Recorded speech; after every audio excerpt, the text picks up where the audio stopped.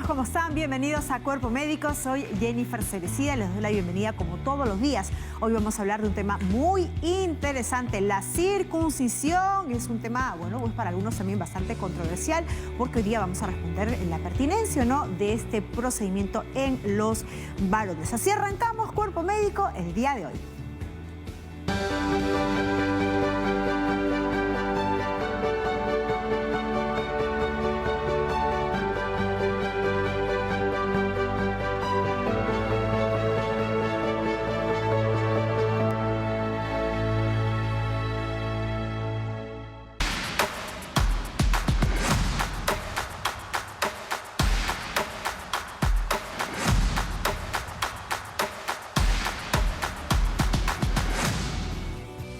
Muy bien, ¿y en qué caso se recomienda? Pues la circuncisión. Es verdad que este procedimiento va a permitir que se den incluso menos contagios de enfermedades de transmisión sexual en los varones.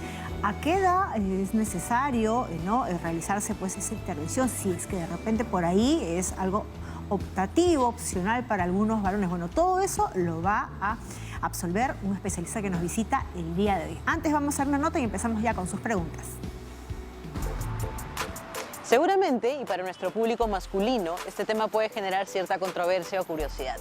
Estamos hablando de la circuncisión masculina y, sobre todo, la de carácter médico reduce alrededor del 60% el riesgo de transmisión sexual de VIH de las mujeres a los hombres, sobre todo en los entornos con epidemia generalizada por la infección del VIH. Esto lo menciona la Organización Panamericana de la Salud. Ahora, la circuncisión es un procedimiento habitual en el que se extrae quirúrgicamente la piel que recubre la punta del pene y usualmente se realiza a los niños recién nacidos antes de que salgan del hospital y a menudo dentro de los 2 primeros días de vida que tiene el niño. Los varones nacen con un pliegue de piel llamado prepucio que cubre la cabeza del pene, que viene a ser el glande, y durante la circuncisión se extrae el prepucio para dejar expuesta la cabeza del pene. Normalmente la intervención produce una pequeña hemorragia y no requiere de puntos de sutura y puede colocarse un vendaje protector sobre la herida, que en general sana por sí sola en el lapso o en el transcurso de 1 semana a 10 días. Finalmente, la Academia Estadounidense de Pediatría afirma que hay ciertos beneficios de la circuncisión. Además, estos beneficios superan los riesgos. Beneficios como una higiene mucho más sencilla, menor riesgo de padecer infecciones urinarias, menor riesgo de contraer infecciones de transmisión sexual, prevención de problemas penianos y menor riesgo de padecer cáncer de pene, así esta afección sea poco común. Amigos de Cuerpo Médico, tengan en cuenta esta información y estas recomendaciones y no olviden que la prevención trae consigo salud. Gracias.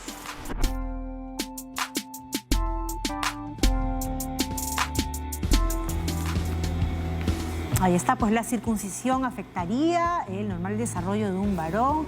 Si es que no se realizó este procedimiento de pequeño, ¿es posible hacérselo ya de grande? ¿Cuál podría ser la contraindicación? Bueno, todo eso lo vamos a observar y evidentemente también sus consultas con un especialista que nos visita el día de hoy. Estamos con el doctor Alexis Sánchez Guamán.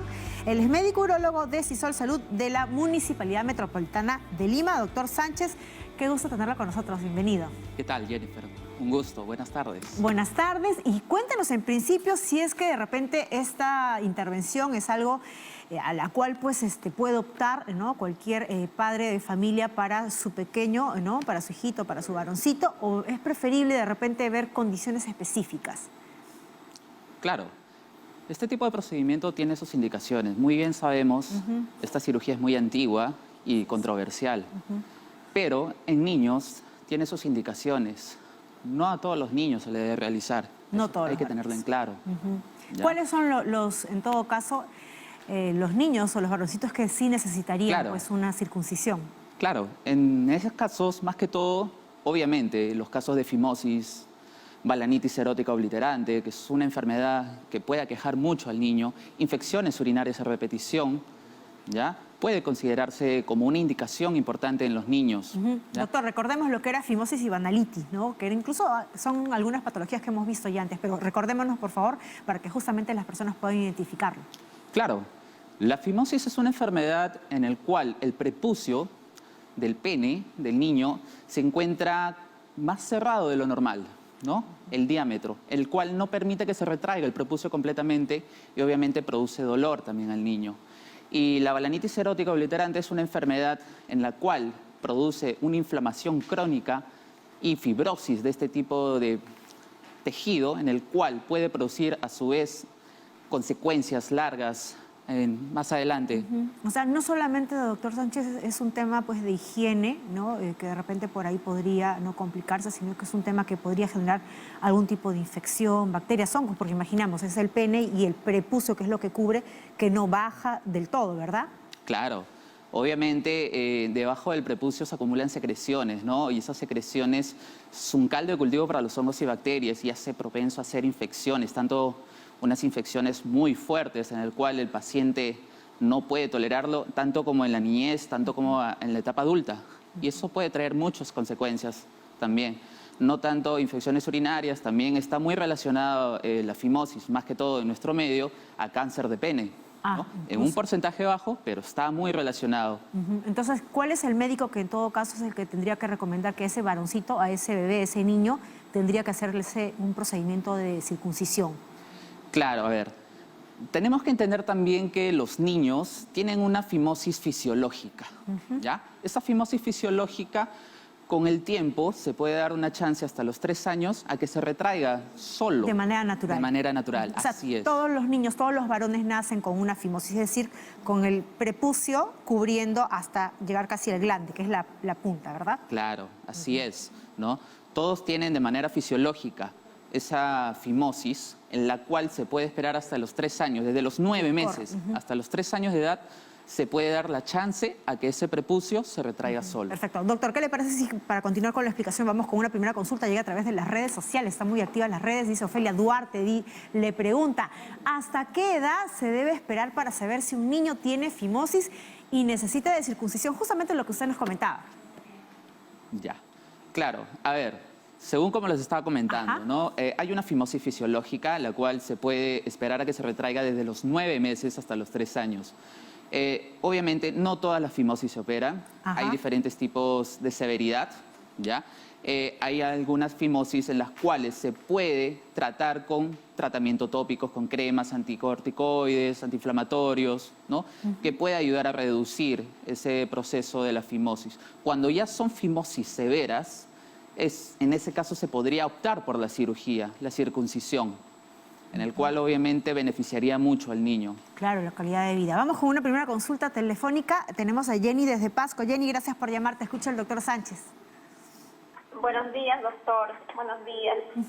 Bueno, quisiera saber, yo tengo mi hijo de 4 años. ¿Sí? Ya si todavía es posible la realización de circuncisión. ¿Y por qué has visto algún malestar, alguna incomodidad de tu hijito? No, la verdad que no tiene ningún problema. Sino que no fue realizado antes de nacer, ¿no? Y yo también lo he intentado, pero la verdad es que no lo he logrado. Y cuando él nació me dijeron que hasta los 3 años nada más podía yo hacerlo, pero no lo he logrado hacer. Perfecto. ¿Y quieres saber si es que es posible a partir de los 4 años? Muy bien, ¿quedó clara la pregunta, doctor? Claro, sí. Perfecto. Sí, claro.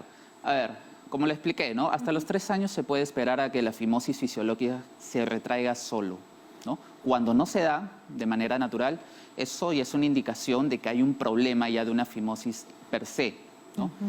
Hay que tener en cuenta, como ya les expliqué, ¿no? Una cosa es una fimosis severa, es diferente que una fimosis leve, los tratamientos se pueden dar de diferentes maneras, pero cuando es una fimosis severa, en el cual no se retrae para nada el prepucio, sí se puede sugerir la cirugía, ¿no? Independientemente de la edad que sea, doctor. Independientemente así sea de la un edad. hombre adulto mayor. Así sea un hombre adulto mayor, hay pacientes mayores de 50 años que se operan. Ah, incluso. Así es. Perfecto. Doctor Sánchez, antes de ir con un audio que han dejado en WhatsApp, que una consulta, quería saber este término que usted nos decía, ¿no? De que el prepucio se vaya a retraer, ¿no? De manera natural hasta los 3 años. ¿Esto involucra o implica de que la mamá esté retrayendo el prepucio de su hijo? Porque muchas veces he escuchado eso, ¿no? De que cuando son bebés tienen que hacerlo de manera manual, las mamás a los bebés.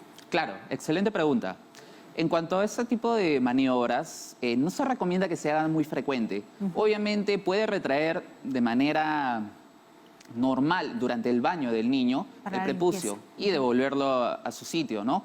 Pero no recomendamos que lo hagan frecuentemente porque puede producir laceraciones, lesiones y obviamente esas laceraciones, esas heridas cicatrizan y hacen una mayor fibrosis y eso ya sería un mayor problema. Y también pueden ser adherencias balanoprepucianas. Claro. Y eso también produce molestias para el niño y obviamente la higiene la hace más difícil. Claro, podría ser contraproducente entonces. Así Muy bien, es. vamos a escuchar ahora sí el audio de WhatsApp. Ahí es una consulta. Buenas tardes. Quería saber a partir de qué semana se le puede hacer la circuncisión a un bebé y cuáles son las ventajas de hacerlo a tan temprana edad. Muchas Perfecto. ¿Qué tal? Bueno, muy buena pregunta. Bueno, la circuncisión se le puede hacer a los recién nacidos, ¿no?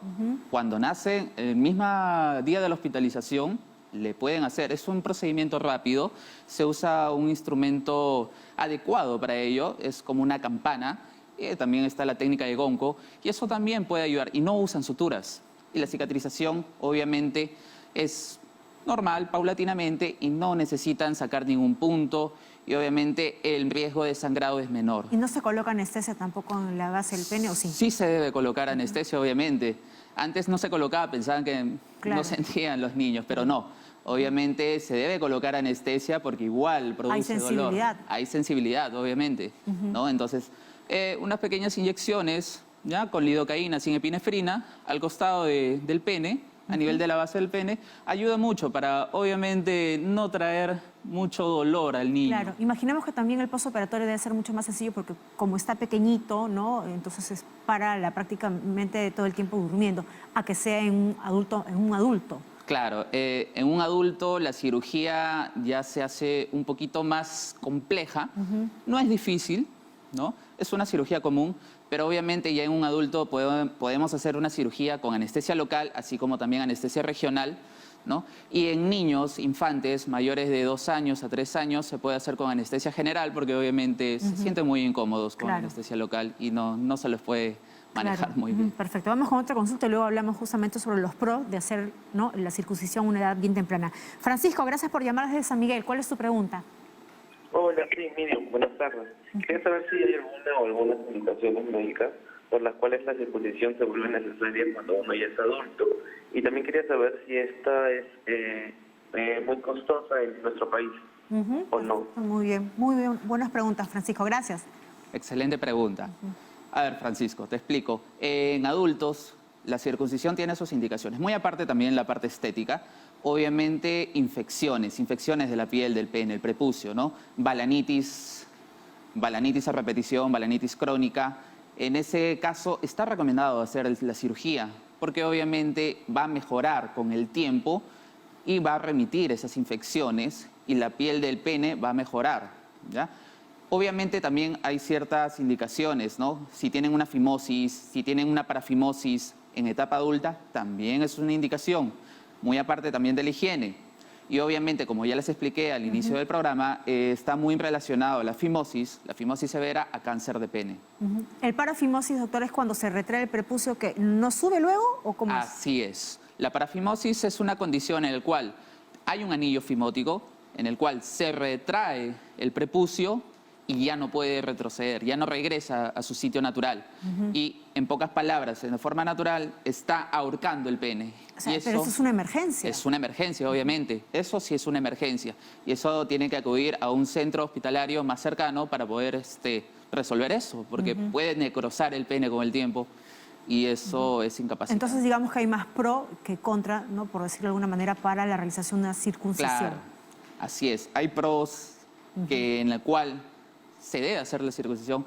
Hay ciertas contraindicaciones también, ¿no? Hay ciertas anomalías, obviamente, en el pene, en el cual no se debería hacer una circuncisión. Por ejemplo, hay una condición en los niños que se llama hipospadia, en el cual no se debería considerar la circuncisión aún, porque hay que resolver primero ese tipo de problema. ¿Y eso qué tipo de problema es? ¿Cómo es? La hipospadia es el que el meato de la uretra, en donde está la cabecita del pene, está en la parte de abajo, O sea, en la zona ventral. Ajá, el meato urinario, el meato huequito, está hacia, ¿no? El ajá, hoyito el donde huequito sale la por orina. donde sale la orina está en la parte baja del pene.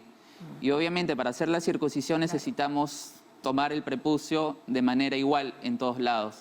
Y ahí puede traer problemas. Claro, perfecto. Muy bien. Vamos con otro audio de WhatsApp. Vamos a escuchar la consulta. Buenas tardes. Por motivos de higiene, deseo circuncidar a mi hijo de 9 años.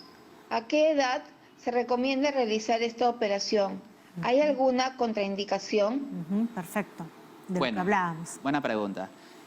Como también le comentábamos, por higiene es una indicación por decisión de los padres. Obviamente hay que examinar al paciente antes de indicarle la cirugía, ver si está disponible una buena proporción de piel para poder hacer la circuncisión, ¿no? Nosotros lo que llamamos prepucio redundante, un exceso del prepucio, ¿ya? Contraindicaciones, como muy bien les dije, la hipospadia, que es el meato de la uretra, está en la zona ventral del pene. Eso es una de las contraindicaciones, más que todo. Y bueno, en sí, es una cirugía muy común en nuestro medio. ¿Es local? ¿Es una cirugía local? ¿Ese mismo día se va el niño, la persona? A ver, le explico. Muy buena pregunta. Ese tipo de cirugía es una cirugía ambulatoria. Se opera, ese mismo día se va. Se puede ir en 1 hora, 2 horas, dependiendo del tipo de anestesia que se utilice. Si es anestesia local, termina la cirugía y en unos minutos ya se puede retirar a su hogar, ¿no? Si es una anestesia que se coloca en la espalda, porque hay pacientes que prefieren ¿Como utilizar... epidural? Así es, Ajá. ¿no? Que hay algunos pacientes que no pueden soportar ni el hincón de la aguja agujita. de la anestesia, entonces prefieren en la espalda, no hay problema, se puede hacer, y después de 2 horas de terminada la cirugía, que pase la anestesia, el efecto de la anestesia, si todo está bien, se pueden retirar a la casa. Casi siempre es ambulatoria este tipo de cirugía. Y en relación a los costos que nos preguntaba. Bueno, en relación a los costos, en nuestro medio varían, ¿no? Varía mucho, pero obviamente si es una cirugía ambulatoria no es tan cara como otras, ¿no? Si es con anestesia local, obviamente es mucho más barata que si se utiliza anestesia regional o anestesia general, ¿no? Y sí está dentro al alcance de un la mayoría. rango de aprox, doctor, entre 100, 250, 100, 300, 100, 500. Mire, con anestesia local puede en un rango de 800 soles a 1000 soles, con anestesia regional puede llegar a 3000 soles. 3000 soles, Ajá. sobre los 1000 entonces. Así es. Vamos a Arequipa. Erika, gracias por llamarte. Escucha el doctor. Muy buenas tardes, doctor. Disculpe, ¿sabe que tengo un niñito de 11 años? Mi niño todavía no se le ha terminado de desprender el prepucio, esa telita que sale pegadita. Hay una pequeña parte y eso me preocupa. Es que como él es asmático, me da miedo a veces llevarlo al hospital, ¿no? En esta pandemia. Perfecto, doctor. ¿Quedó clara la pregunta? Sí. A ver, si entendí la pregunta, dijo que una parte del prepucio no ha terminado de, No ha terminado de correr. descender, ¿no? Claro. A ver, hay que Y el tener... niño tiene asma, ¿no? Y tiene asma. Bueno, la condición del asma no contraindica nada la que ver. cirugía. Eso hay que tenerlo en claro. Hay que tener en claro también si es que eso es una fimosis o es una adherencia balanoprepucial. La adherencia balanoprepucial es que hay una cicatrización en la cual parte del prepucio se pega al glande, pero eso no significa que sea una fimosis, sino que ha habido alguna laceración, una pequeña herida y ha cicatrizado encima de la piel del glande, y eso obviamente al tratar de retraer, no retrae todo, ¿no? Está jalando, en pocas palabras, el prepucio al pene. Lo que nosotros hacemos es una pequeña liberación de adherencias que se hace con anestesia local, normalmente lo hacemos con unas cremas anestésicas tópicas, ¿no? Y en el cual se puede realizar este tipo de maniobras y obviamente reducir este... Perfecto. Eso lo puede determinar entonces el pediatra, que vea el... Sí, el pediatra lo puede hacer, Muy bien. obviamente. También... Doctor Sánchez, para ir cerrando ya justo ese tema, por favor, recomendaciones finales también a todos los varones que nos están viendo, ¿no? Los adultos, incluso que deben estar preguntándose en casa si es que aún tendrán el chance de esta intervención. Claro. A ver, como recomendaciones finales, yo les recomiendo, más que todo, una buena higiene. Obviamente, eso es lo más importante. Previenes infecciones, previenes el cáncer de pene, previenes consecuencias a posteriori, ¿no? Las mamás tienen que examinar bien a sus bebitos, a sus hijos, ¿no? Tienen que darle una buena higiene y obviamente tienen que saber diferenciar entre una fimosis, una parafimosis, que es una emergencia, ¿ya? Y la fimosis fisiológica se debe esperar hasta los 3 años y ir evaluando constantemente al niño, ¿no? Tanto por su pediatra así como un urólogo, no hay ningún problema. Las últimas recomendaciones... Si es adulto, ¿no? Claro, si es en adulto, obviamente, si tienes fimosis o si tienes infecciones muy repetitentes a nivel de la piel del pene, eso es una indicación para hacer una circuncisión también. Tienes que tener claro en eso, ¿no? Y obviamente más que todo hay otro tipo de infecciones por papiloma humano, Claro. también pues, ¿no? Que también podrían Así evitarse, es. ¿no? Con una circuncisión. La última recomendación, nada más, ir a un urólogo. Nos puede encontrar en CISOL. En cualquier CISOL hay profesionales urólogos en el cual los Perfecto. puede tratar. A mí me pueden encontrar en CISOL de Angamos, en Surquillo, ¿no? En el consultorio de urología. Perfecto, muchísimas gracias. Hemos estado con el doctor Alexis Sánchez Guamán, médico urólogo de CISOL Salud, municipio metropolitano de Lima. Hacemos ahora sí una pausa y regresamos con Sarita Busabá porque nos va a hablar de los beneficios nutricionales del coco. Así que ya regresamos.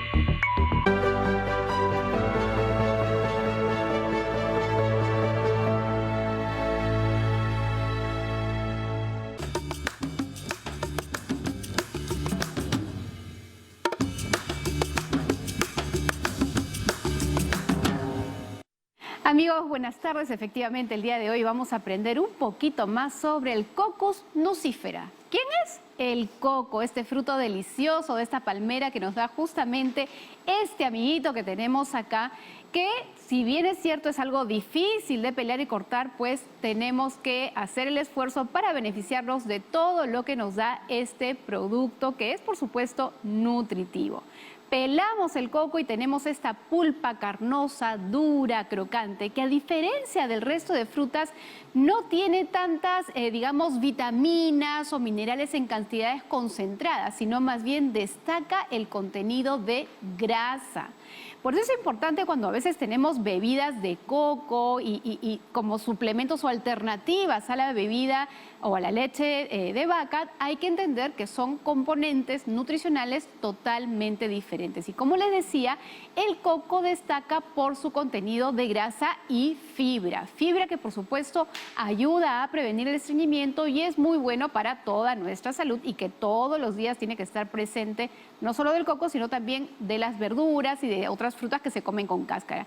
Pero ¿cuál es el tipo de grasa que tiene este coco? Básicamente es grasa saturada, es decir, triglicéridos, pero los triglicéridos son una familia grande, amplia, y los triglicéridos que tiene el coco son de cadena corta y media. ¿Qué significa esto? Que requieren poco trabajo para ser digeridos, de tal manera que este alimento como fruta, la persona no va a tener un proceso de digestión lento, sino más bien normal y va a beneficiarse de este tipo de energía digamos, en un corto tiempo. Y esto es especialmente adecuado para aquellas personas que tienen restricción de grasas en su dieta por un tema de digestión. Por ejemplo, cuando hay cálculos biliares, donde las grasas se restringen. Sin embargo, el tipo de grasa que tiene el coco sí los puede beneficiar. Entre sus vitaminas en realidad destaca básicamente el ácido fólico, que es interesante sobre todo para la mujer gestante, los niños, el adulto mayor y todas las etapas de la vida. Pero algo que tenemos que tener en cuenta es que el coco es altamente energético, es decir, aporta muchísimas calorías y por eso hay que consumirla con moderación. Si yo lo consumo fresco, gracias a que tiene una cantidad de agua en esa misma pulpa, aporta cerca de 384 calorías el coco fresco. Yo lo que tengo acá es el coco seco rallado.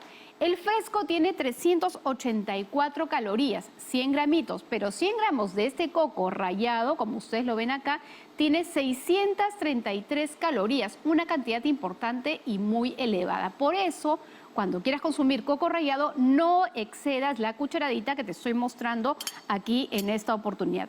Ahora, hay otros productos que también podemos obtener del coco, como por ejemplo el líquido en el interior, que es justamente esta agua de coco, que dicho sea de paso, aquellas personas que quieren hidratarse y beneficiarse de los minerales, pueden tener esta agua de coco como agua de tiempo. Obviamente no tenemos una gran cantidad porque no todo el mundo puede abrir cocos todo el tiempo, pero esta agua de coco es excelente agua cargada de vitaminas y minerales que sí están en el agua, mas no tanto en la pulpa. Es una bebida que contribuye con la nutrición y el requerimiento de estos micronutrientes. Y el otro producto que tenemos es justamente el azúcar de coco, que ya lo hemos comentado en programas anteriores y que quiero decirles de que esta azúcar de coco que ustedes ven aquí en ese color tan oscurito no se obtiene del fruto, no se obtiene de este coco que ustedes están observando, sino que se obtiene solamente del néctar de las flores de coco. Y este azúcar no es distinto al azúcar de mesa que ustedes habitualmente consumen en sus hogares. Es decir, no tiene el valor nutricional del fruto, sino más bien es básicamente sacarosa, igual que el azúcar que obtenemos de la caña y de otros alimentos también. Por tanto, nuevamente siempre debe consumirse con moderación. Igualmente, y finalmente, cuando tenemos el coco fresco, una cantidad pequeña, unos 50 gramitos, es una porción suficiente para no exagerar con la cantidad de calorías que puede exagerarse en nuestra dieta. Así que a consumir coco, Jenny, pero con moderación. Lo mejor o lo más beneficioso en cuanto a los nutrientes sería el agua de coco por tener vitaminas y minerales exento de calorías. O sea, el agua de coco, ¿no? ¿Y la fruta? No, la fruta sí es nutritiva, pero si comparamos, digamos, en cuanto a los beneficios, tenemos muchos beneficios en el agua de coco, mientras que en la pulpa tenemos una buena cantidad de calorías provenientes básicamente de grasas que son triglicéridos en este caso y que se digieren más fácilmente. Más fácilmente, perfecto. Quedó clarísimo. Entonces, muchísimas gracias, Sara. Qué interesante. Y está un nuevo fruto que hemos conocido, todas sus bondades nutricionales. Ahora sí, momento de decir gracias por su preferencia. Recuerda que nos vemos a las 5 de la tarde con más información de cómo estar bien de salud. Nos vemos.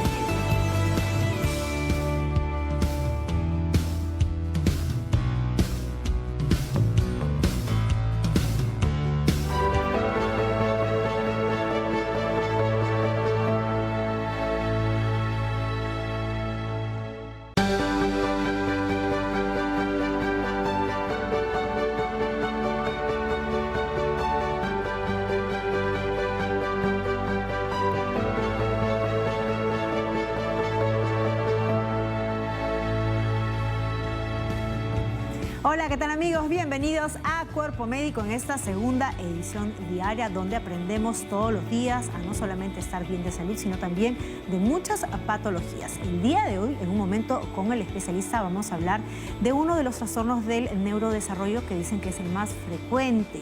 Vamos a hablar del trastorno de síndrome por déficit e hiperactividad. Así que vamos a presentar rápidamente a nuestro especialista.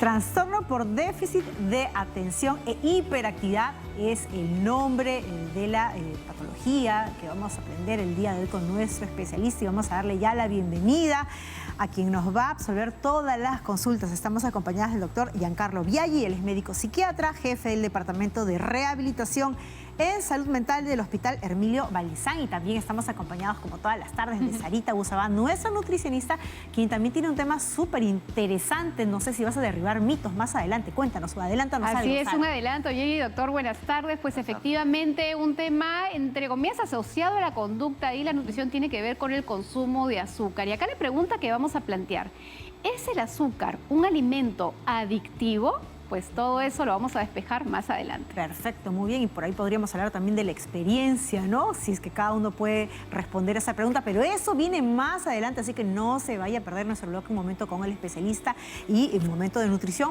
Pero ya damos la bienvenida al doctor Biaggi. ¿Cómo está? Qué gusto tenerlo nuevamente con nosotros. Muchas gracias por la invitación. Doctor, cuando uno habla pues de este trastorno por déficit de atención e hiperactividad, lamentablemente siempre suele pensar en estos pequeños niños que son como los incomprendidos de clases y a los cuales uno piensa que están haciendo mala conducta, que son malcriados, que no responden, que son vagos, irresponsables, y muchas veces corresponde pues ese trastorno y pueden dar tumbos y tumbos por distintos colegios, generando incluso un impacto muy negativo en su desarrollo social, familiar, ¿no? Y hasta de personalidad, cuando se trata pues de un trastorno de desarrollo. Sí, sí, justamente hay un gran estigma en relación no solamente a ese tipo de trastornos, ¿no? Sino en general a todo lo que es salud mental. Y bueno, más aún si es que se encuentra en una edad tan temprana como es la infancia. Definitivamente la infancia contribuye a... Hay una serie de cambios que tienen que atenderse definitivamente desde un enfoque integral, ¿no? Entendiendo al niño no solamente como un individuo aislado de su entorno familiar y de su sociedad. Entonces es importante también tener claro de que, bueno, van a haber dificultades en cuanto al desarrollo académico, social, laboral de estos niños, porque también hay que entender de que hay una cronicidad, por decirlo así. O sea, va a pasar que el niño puede, cumpliendo la mayoría de edad, por decirlo así, puede que los síntomas hayan resuelto y ya no estén, o puede también, en su mayoría, que es el 50% de los casos, puede ser de que los síntomas pues también permanezcan en la edad adulta. Doctor, sería interesante poder describir muy concreto y brevemente cómo es una persona que tiene déficit de atención, ya sea niño o adulto, porque pueden haber algunas diferencias. Sí, en los niños básicamente hay 3 síntomas cardinales, que se les llama así, que es la inatención justamente, la impulsividad, y tiene que ver también con la hiperactividad. Son 3 de estos que nosotros empezamos a tener en cuenta, también entendiendo que estos síntomas también van a estar expresados en varias áreas o en varias situaciones. Por ejemplo, puede ser dentro de la familia, como también puede ser en la escuela, como también puede ser en el área social dentro con los amigos que o la puedan dinámica jugar, familiar también. o la dinámica familiar también. Entonces, no solamente tiene que darse un ambiente en particular, porque a veces ese es el error. A veces podemos ver a un niño que está hiperactivo, que es impulsivo, solamente en el área familiar, por decirlo así. Exacto. Y cuando por eso tenemos que preguntar al profesor, y el profesor nos va a dar la pauta de cómo está el niño dentro del área académica. Y si también hay una serie de conductas disruptivas, de poca concentración, hay un rendimiento académico disminuido y se ve afectado en su funcionalidad, por decirlo así, entonces ahí también hay que entender de que ya podemos estar acercándonos a un diagnóstico, entendiendo que el diagnóstico en la mayoría yo diría en todos los trastornos mentales, debe hacerse paulatinamente a través de una serie de evaluaciones periódicas en un tiempo. No es como probablemente podemos pensar en otro tipo de patologías más orgánicas o más biológicas que tienden más a atender un diagnóstico preciso si nos dedicamos a analizar esta molécula o otra de la otra. Pero aquí tenemos que hacerlo en un periodo de tiempo que nos permita también estar bastante seguros de que esta persona o este niño tiene este trastorno para poder tratarlo adecuadamente. Entonces aquí el kit del asunto es el diagnóstico. Doctor, ¿qué le parece si ya contesta una primera consulta que llegue desde San Borja? Alejandra, gracias por llamar. Hola, ¿cómo están? Un gusto, soy Alejandra. Bueno, yo tengo déficit de atención. Tengo déficit de atención y quería saber si eso es hereditario. Si a futuro, si quisiera tener una familia o algo, ellos van a heredar o no es necesario que sea así. Perfecto. Claro, definitivamente existe bueno, gracias por tu pregunta.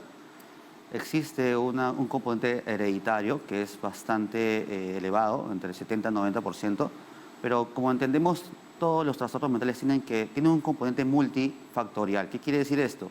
Que uno puede tener los genes para desarrollar un tipo de trastorno, entre comillas, pero no se va a desencadenar o no se va a desarrollar si es que no hay otra serie de circunstancias al costado. Por ejemplo, el contexto es importante, el medio ambiente es importante, la familia es importante. Y hay una serie también de elementos que van a contribuir a que se desarrolle y se exprese este trastorno. Entonces, si entendemos quizás de lo que nos ha ocurrido a nosotros y podemos modificarlo en un futuro para que con nuestros niños pues no atraviesen por esta dificultad, sería lo adecuado, ¿no? Para no tener tampoco esta idea de que todo se hereda y todo se repite de forma exacta. Doctor, y eso que acaba de decir probablemente sea la pregunta del millón, que voy a pedir que me la responda después de leer la consulta que nos está llegando desde WhatsApp. Y lo que quiero preguntarle es justamente cuáles son estos, digamos, elementos, contenedores, ¿no? No disparadores, sino más bien los que van a evitar que se desarrolle. Aún yo, mamá, con déficit de atención, ¿qué hago para que mi hijo no lo desarrolle, ¿no? Pero antes vamos a recibir la consulta de nuestros televidentes. Vamos a ver que nos han escrito desde el WhatsApp. Aida Arroyo dice: ¿a partir de qué edad se puede hacer un diagnóstico certero de trastorno de déficit de atención e hiperactividad? Antes se decía que antes de los 7 años, pero ahora con los nuevos manuales diagnósticos en donde nos basamos hacer el diagnóstico en psiquiatría, se dice que es a partir de los 12 años. O sea, hemos aumentado la brecha de 7 a 12 en este tiempo para hacer un diagnóstico preciso, ¿no? Sobre todo en la población infantil. También se puede descubrir, y es también usual, que se pueda dar y se pueda descubrir un diagnóstico de estos en la edad adulta porque ha pasado desapercibido, ¿no? Entendiendo de que también el trastorno, el TDAH, como se le conoce comúnmente, tiene que ver justo con una serie de adaptaciones también que tiene el propio ser humano. ¿Por qué? Porque si es que hay una dificultad en torno a la concentración, en torno a la sociabilidad, entre comillas, en torno a otras áreas de su vida, este sujeto desde niño, a través también de incluso de estos modelos de neuroplasticidad, ¿no?, que existen, que el cerebro puede lograr modelarse en función a las dificultades que presenta y adaptarse a su entorno. Entonces, se suele decir que hay personas que están bien adaptadas, que pueden tener un grado de TDAH, pero que algunos recursos, tanto individuales como familiares, y ahí vamos a hablar un poco de los factores protectores, hacen de que este niño pues siga un curso académico y social adecuado en la vida. Y entonces no es para... Y eso hace que también que los síntomas no sean tan evidentes. Claro. Perfecto, doctor. Antes de ir con esos factores protectores, quédese con la pregunta pendiente ahí de Sarita. Vamos hasta Pueblo Libre porque Larisa ya tiene una consulta. Larisa, gracias por llamar. Hola, ¿qué tal? Muchísimas gracias por recibir mi consulta. Mira, lo que pasa es que yo vi una entrevista de un psiquiatra español que dijo que el TDA es el mayor porcentaje diagnosticado en adultos que el TDAH. Quería saber qué tan cierto era eso y por qué se da, porque yo también leí que solamente existe el TDAH, entonces no sé si podrían absolverme esa pregunta. Perfecto, doctor. Claro, gracias por preguntar, Larisa. El tema es que el paso de la infancia o la adolescencia a la adultez tiene que ver también con un cambio de los síntomas. Se dice que frecuentemente la sintomatología tiene que ver para los niños con hiperactividad y impulsividad, por decirlo así. Y en la edad adulta ya va a cambiar a una falta de atención, o sea, dificultad para la concentración. Entonces es un viraje que se hace, pero no creo que tenga que ser diferente, ¿no? Sino es un traspaso, que generalmente es como una especie de evolución del cuadro. Bueno, de hecho, todas las personas nos vamos calmando a medida que vamos creciendo, ¿no? Y esta impulsividad, esta inquietud que pueden tener los niños, como que se va relajando en buena hora cuando uno es adulto. Doctor, esos factores protectores, ¿cuáles serían? Bueno, los factores protectores tienen que ver mucho con la familia, ¿no? Definitivamente cuando tratamos a una persona, a una personita, ¿no?, a un infante con algún tipo de trastorno mental, tenemos que tomar en cuenta siempre el núcleo familiar. La familia es vigente, es importantísima que se comprometan dentro del tratamiento del niño, debido a que el entorno familiar va o bien a proteger o bien a estimular que este trastorno pues pueda desarrollarse o incluso pueda ser limitante. Porque también hay que entender de que no porque sea un trastorno ya de per se está limitado en todo. Claro. Todo lo contrario, hay grados de severidad, por decirlo así, donde no todos los niños necesitan incluso tratamiento farmacológico, donde se requiere incluso algunas pautas solamente en cuanto a la disciplina, en cuanto a la convivencia dentro de la familia, en cuanto a los roles, y restablecer también estas dinámicas para que sean más saludables en la familia. Es una forma de enseñanza, imagino que también personalizada, doctor. Y a propósito del TDAH, ¿se desarrolla también con comorbilidades, por ejemplo, trastornos del aprendizaje, ansiedad, depresión? Sí, sobre todo la ansiedad y la depresión.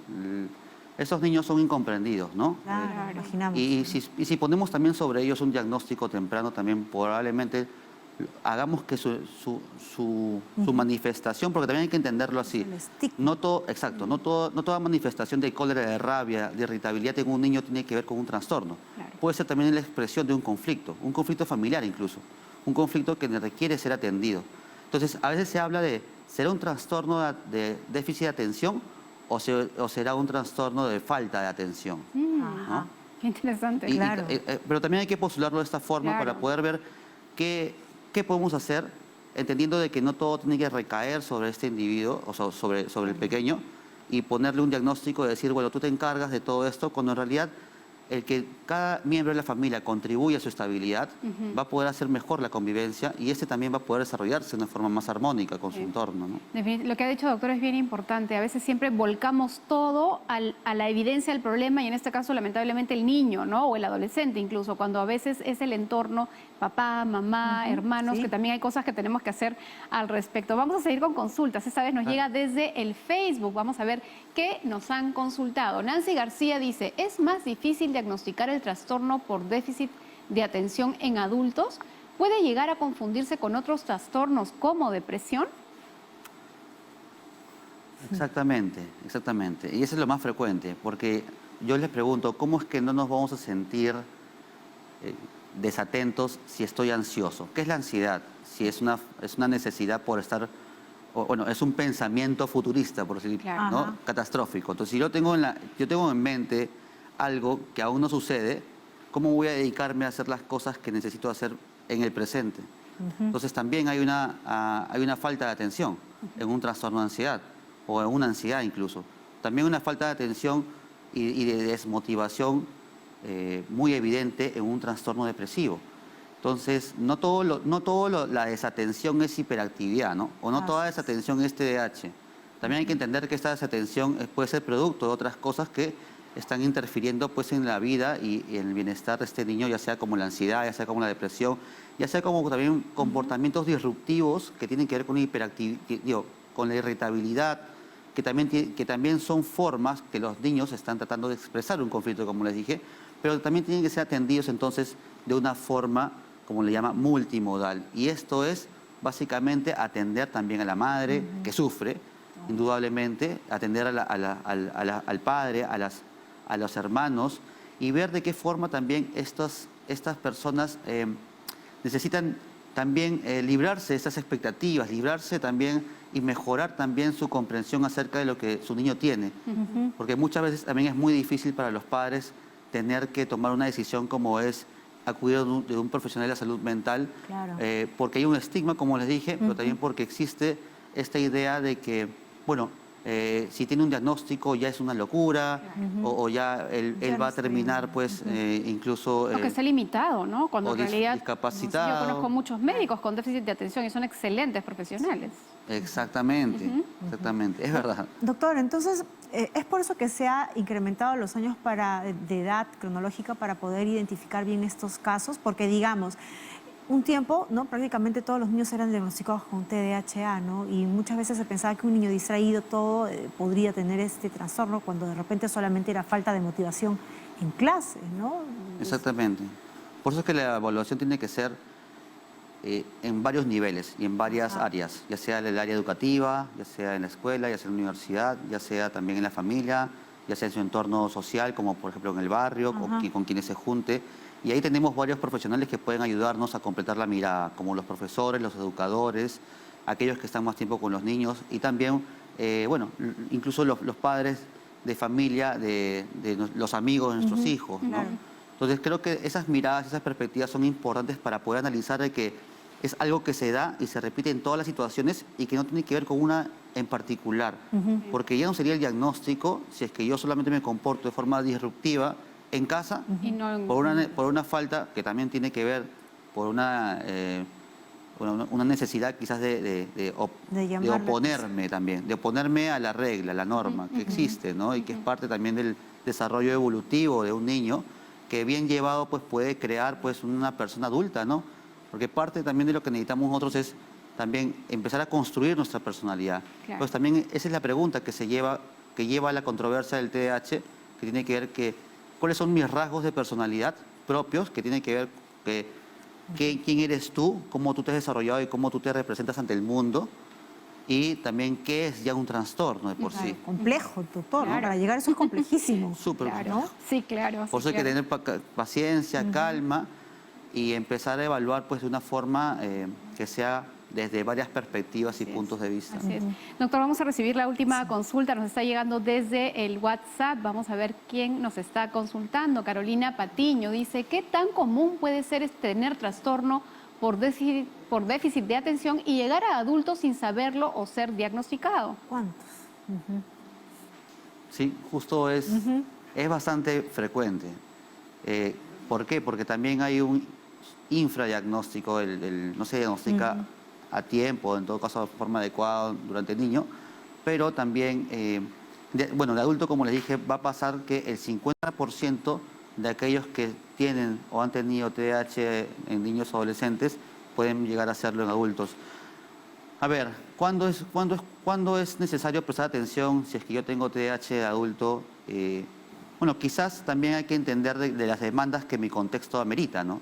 Pues no es lo mismo que yo me dedique, por ejemplo, a una carrera que amerite tener una concentración y una motivación para estar concentrado plenamente todo el tiempo, muy académico, ¿no? O tener una vocación para otro tipo de cualidades o en todo caso otro tipo de trabajo, ¿no? Entonces, un artista de espíritu libre. Claro. ¿no? Generalmente se va por ahí, ¿no? en realidad. Y crea mucho, me imagino. Y eso sería también importante también, y esa es la controversia, de saber hasta qué punto queremos como ponerlo en el lugar, ¿no? Modelarlo al niño y ponerlo en el lugar donde es un estereotipo también quizás social de éxito, ¿verdad? Que tiene que ir a la universidad, que tiene que alcanzar tal y tal cosa, pero que en realidad puede ser incluso perjudicial para un niño que quizás atendiendo a sus habilidades podamos direccionarlo en función a ellas y no lo contrario, ¿no? Pero bueno, por eso el tema es complejo y acercarnos a este tema tiene que ver también con un conocimiento muy importante de nuestros niños acerca de cuál es su personalidad, qué es lo que quiere, qué es lo que necesita y también cómo nosotros como familia podemos, y como sociedad incluso, podemos ayudarlos para que no se frustren en su intento de ser adultos. Doctor, entonces, ¿no? Basándonos en eso último que nos dice, una última recomendación a todos los padres que nos están viendo en estos momentos. Bueno, yo considero de que en primer lugar conozcamos, comprendamos a nuestros hijos, amémoslo mucho y también veamos en nuestra familia, en nosotros mismos, de qué forma podemos ayudarlos a ser unas personas que se desarrollen en libertad y con autonomía. Y eso también tiene que ver con que las necesidades que el niño va a ir de una u otra manera demandando en función a la etapa de la vida que representa, pero también a ser sensibles hacia dónde este niño o este ser en su latencia, ¿no? En su potencialidad puede acercarse a ser un ser sociable y contribuir a nuestra sociedad. Desde todos los ámbitos, creo que todos los ámbitos valen. La idea es que este se sienta cómodo y confortable, aceptándose tal y como es, ganando autoestima y también sabiendo de que dentro de todo puede ser una persona que produzca y que tenga un rol en nuestra sociedad. Perfecto, ¿no? Apreciando esas individualidades y acompañando cada uno de sus pasos para que sea pues un ser humano, ¿no? Individual, precioso, único como lo somos todos. Claro que Muchas gracias, doctor. Siempre es un gusto aprender de usted.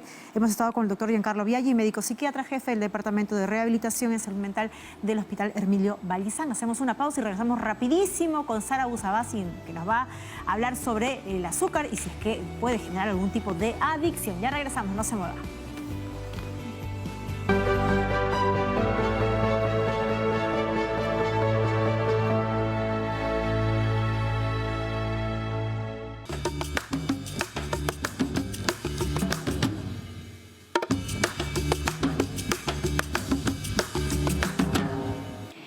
Amigos, y a pesar que estamos en nuestro momento de nutrición, hay una frase que nos ha dicho nuestro invitado y que tal vez lo voy a tomar justamente para explicar un poquito el tema del día de hoy. Avanzar en libertad y en autonomía.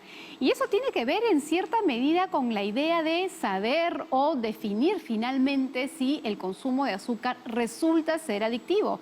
porque obviamente te quita la libertad y la autonomía. Y de hecho seguramente ustedes deben estar pensando o recordando alguna conducta que ustedes suelen hacer. Por ejemplo, me siento ansioso, estoy estresado, necesito comer algo dulce.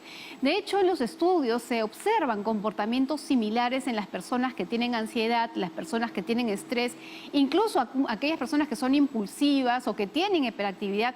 La aversión por lo dulce suele ser frecuente. Y de hecho también se ha estudiado este tipo de comportamientos ya a nivel de estudios auxiliares, incluso con resonancia magnética, donde se observó que aquellas personas que son delgadas frente a la exposición frecuente de dulce, su cuerpo reacciona totalmente normal. Pero cuando se trata de personas con sobrepeso y con obesidad, frente a la exposición de dulce, la respuesta es querer comer más. Frente a estas conductas, ¿qué están diciendo los investigadores? ¿Qué es lo que nos dice la ciencia? Que al parecer, cuando uno tiene una exposición frecuente a lo dulce, como los diferentes tipos de azúcar que tenemos acá, por ejemplo, en las gomitas, las tenemos también en las lentejitas, en el azúcar propia, que incluso puede ser de panela o azúcar de coco, que puede ser natural, o la miel, o las bebidas azucaradas como las bebidas gaseosas que tenemos acá, esta aversión por lo dulce, al parecer, podría activar en nuestro cerebro mecanismos similares a los que se activan con sustancias adictivas, como las drogas, el alcohol, la nicotina. Todavía no tenemos suficiente evidencia para poder afirmar categóricamente que el azúcar o lo dulce es adictivo, pero sí sabemos que activa ciertos mecanismos de compensación que en personas que, por ejemplo, estén pasando por estrés, ansiedad o son impulsivas, adoptan estas conductas y empiezan a asociar no solamente racionalmente, sino inconscientemente. Me siento mal, lo dulce me calma. Y esto con el tiempo, por supuesto, genera problemas a la salud, porque puede abrir ciertas puertas de conductas alimentarias que son trastornos y que tienen que ver también con adicciones a la comida, y se abre pues toda una caja de Pandora que luego genera un problema a la salud serio. Por eso, amigos, aquí la recomendación es que en realidad el dulce, el azúcar añadida, nuestro cuerpo desde el punto de vista de la nutrición realmente no lo necesita, porque ya tenemos suficiente azúcar en las propias frutas que tenemos a disposición todos los días. Y estos azúcares agregados no son un requerimiento nutricional, pero podrían estar dentro de una dieta considerada saludable cuando tú la consumes con mucha moderación. ¿Qué es una moderación de azúcar? No exceder las 3 cucharaditas de un azúcar como la que vemos acá, ya sea miel, ya sea panela, ya sea en algarrobina, ya sea en cualquier otro endulzante natural. Pero si tú no estás utilizando este tipo de azúcares ese día porque no te quisiste tomar, digamos, pues no sé, la limonada con el azúcar, podrías tal vez incluirla en alguna preparación dulce casera de casa. Pero mi consejo es tratar de retirar o minimizar ese tipo de azúcar y más bien dar pie a lo dulce que viene de las frutas. Tú puedes preparar una compota de plátano reemplazando el azúcar de esa receta, o incluso una compota de manzana o de camote y reemplazar el azúcar de los azúcares añadidos, ¿no? O en todo caso reducir. De esa manera estás contribuyendo no solamente con tu nutrición, no solamente con tu peso, sino también con tu salud mental. Así que ese consejo, anotarlo. Sarita, ¿y cómo podrías explicar eso de que un litro de helado o una torta de chocolate puede aplacar muy bien cualquier pena de amor? Porque en verdad eso es muy recurrente y frecuente, no solo en las películas, ¿ah? Si estamos hablando de chocolate, hay otra explicación añadida. Resulta que el cacao tiene una sustancia que se llama anandamina. Y esta en el cerebro tiene un efecto momentáneo similar al cannabis. Momentáneo, por eso es que es necesario a cada momento. Momentáneo, y de alguna manera, de hecho, las personas que comen chocolate, estoy hablando de un chocolate de verdad, sienten el placer porque esta sustancia da esta sensación. Ahora, si tú le agregas azúcar, que además está relacionado con mecanismos de compensación, entonces pues tienes el paquete completo de asociar este alimento con sensaciones de placer, de amistad, de amor, ¿no? Yo no creo que el hecho de esta característica en el día de San Valentín, por ejemplo, regalar chocolates, haya tenido pues toda una explicación y un sustento científico. Pero la industria, digamos que acertó, coincidió en ese momento, porque sí hay evidencia de que el chocolate, y estamos hablando de chocolate de verdad, tiene esta relación. Claro, pero ¿no? bueno fuera, ¿no? Que se regale chocolate de verdad, ¿no? Tu barra de 75% de cacao, y no tanta golosina, ¿no? Correcto, Que está llegada pues al marketing. Muy bien, Sarita, quedó clarísimo entonces. Y bueno, como siempre lo señalas y lo hemos aprendido muy bien, que todo en exceso hace daño, ¿no? Incluso hasta la misma fruta, ¿no? En exceso hace daño. Es verdad. Sobre todo pues estos productos que son alimenticios y que son golosinas. Que no te dan tienen nada, ningún no te dan nada. Realmente no nos dan nada a nuestra nutrición, así que esto pues en la medida de lo posible evitarlos. Perfecto, muy bien. Momento de decir gracias por su preferencia. Recuerda, el Cuerpo Médico va de 1 a 1:30 y de 5 a 5:30 de la tarde. Nos vemos la próxima. Cuídense. Chao.